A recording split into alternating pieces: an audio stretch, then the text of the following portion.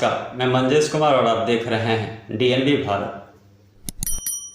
बेगूसराय के प्रसिद्ध सिमरिया गंगा घाट पर आज अर्धकुंभ के मौके पर शाही पर्व स्नान का आयोजन धूमधाम से किया गया, जिसमें देश के विभिन्न क्षेत्रों से आए साधु संत, नागा संत एवं हजारों की संख्या में श्रद्धालुओं ने भाग लिया।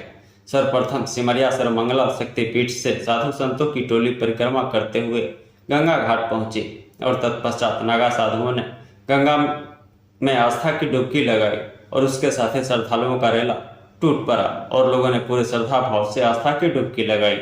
इस मौके पर साधु संतों ने कहा कि सिमरिया आदि कुंभ स्थलीय है और आदिकाल में सिमरिया में कुंभ का आयोजन होता था, लेकिन धीरे धीरे यह विलुप्त हो गई। वर्ष 2011 में एक बार पुनः साधु संतों के प्रयास से सिमरिया में कुंभ का आयोजन किया गया और इसके बाद 6 वर्ष पर अर्धकुंभ एवं 12 वर्षों पर कुंभ का आयोजन होता है। गौरतलब है कि वर्ष 2011 में अर्धकुंभ एवं वर्ष 2017 में महाकुंभ का सफलतापूर्वक आयोजन किया जा चुका है और इस बार अर्धकुंभ का आयोजन किया गया है।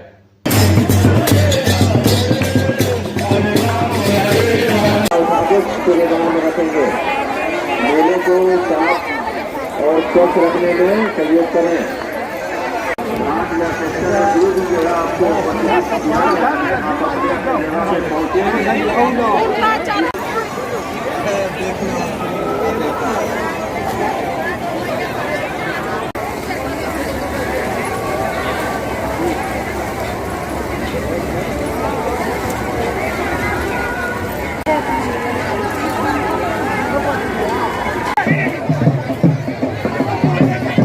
सभी श्रद्धालुओं से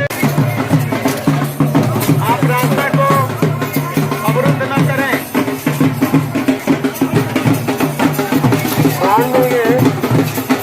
भी रथ से नीचे उतर रहे हैं। Hello hello hello. हमारे विदेश से आए हुए श्रद्धालु का भी सिमरिया कुंभ पर्व 2023 में हार्दिक स्वागत है। We welcome.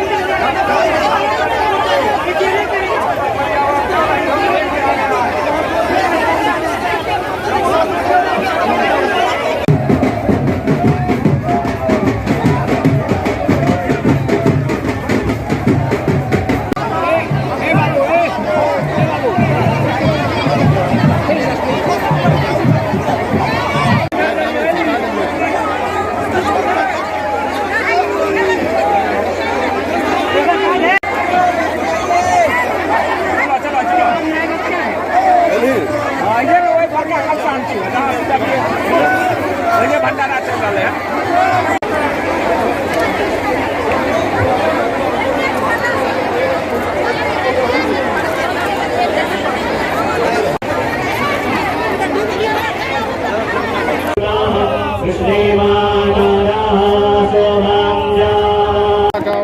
आज कुंभ स्नान का आयोजन किया गया था, क्या कहना था? कुंभ का आज प्रथम शाही स्नान है और आप देख सकते हैं कि जनसैलाब उमड़ा है और आस्था का केंद्र सिमरिया धाम है और गंगा बहुत पुरानी आस्था रही है लोगों की। तो यहाँ पिछले बार भी अर्धकुंभ लगा, कुंभ लगा और इस बार फिर अर्धकुंभ लगा है और काफ़ी संख्या में संत महात्मा भी इस बार काफ़ी संख्या में आए हैं और श्रद्धालुओं को आप देख सकते हैं कि जो यहाँ लंबी 5 किलोमीटर तक जो दायरे में घाट, सभी घाट पर श्रद्धालु स्नान, शाही स्नान कर रहे हैं। ये सिमरिया के लिए शुभ संकेत है, सिमरिया धाम के लिए शुभ संकेत है और धर्म के साथ साथ पर्यटन के लिए भी यह शुभ संकेत है।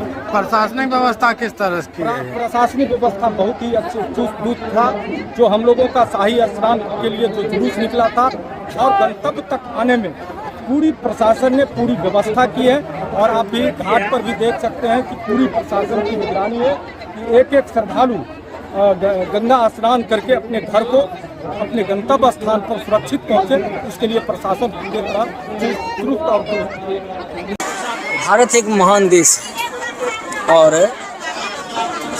इसे धर्म प्रधान देश भी कहा जाता है, अध्यात्म देश भी कहा जाता है और धर्म एको ही निश्चला। सुख शांति के लिए, इहलौकिक सुख और पारलौकिक गति के लिए ऋषियों ने अन्वेषण किया कि मानव का धर्म क्या है।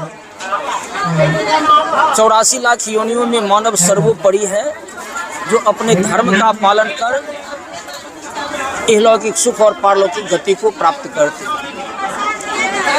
अन्वेषण का वह स्थली भारत ही है और भारत के विशिष्ट 12 जगह जहाँ मोक्षदायिनी नदियाँ हैं, जैसे गंगा चौ यमुना चैव गोदावरी सरस्वती नर्मदा सिंधु कावेरी।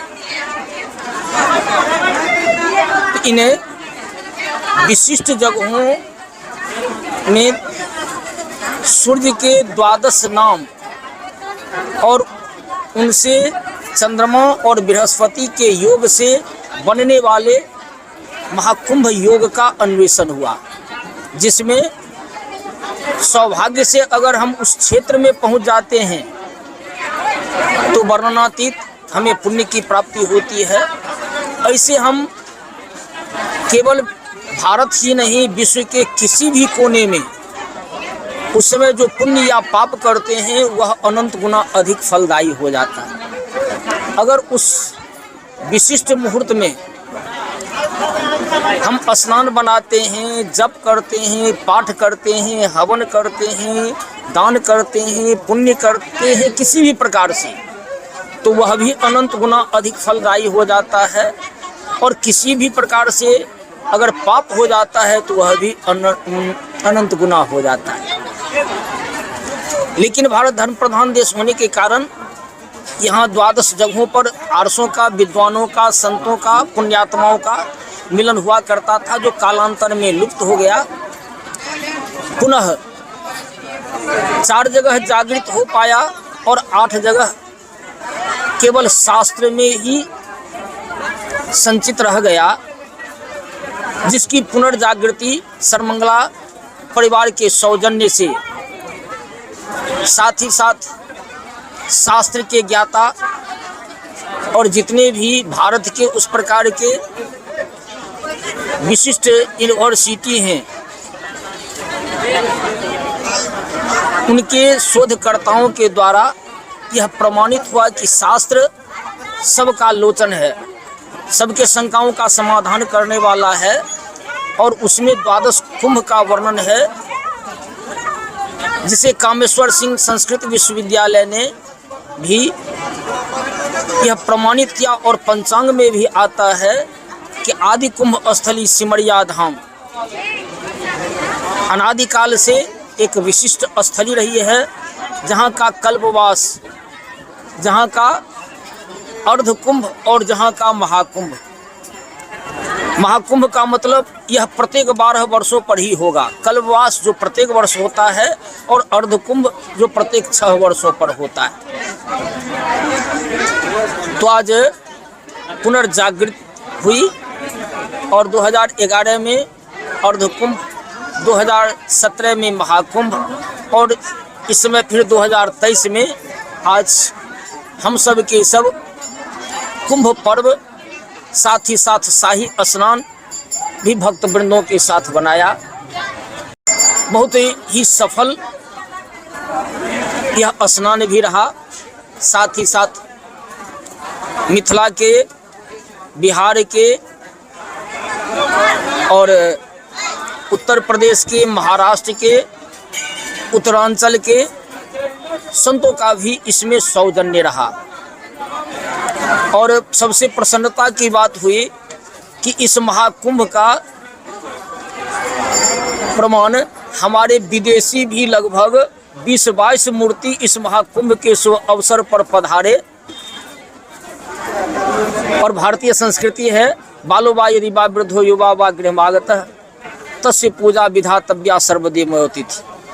तो उनका भी आतिथ्य हुआ और बहुत ही सफल आज का यह स्नान बना। इसमें कुंभ सेवा समिति का अति सराहनीय सौजन्य रहा और यहाँ के संत वृंद भी, यहाँ के भक्त वृंद भी और राष्ट्र के चारों स्तंभ का सौजन्य प्राप्त हुआ। घाट की स्थिति के बारे में आज आप देखिए इस पर क्या कहा जा सकता है। कारण अगर कोई संत बोलता है तो इस समय बहुत प्रकार की टीका टिप्पणी होती है, लेकिन प्रत्यक्ष में प्रमाण की आवश्यकता नहीं होती। रामघाट पर अभी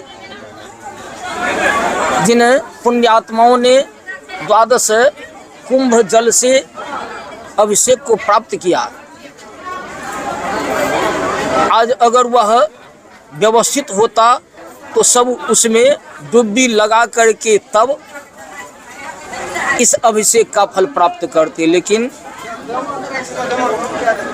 अभी युग धर्म है, इसलिए सब प्रणाम किए, वहाँ से जल मंगवाया गया, 12 कुंभ स्थली का जल उसमें मिला करके और उससे सबका अभिषेक हुआ।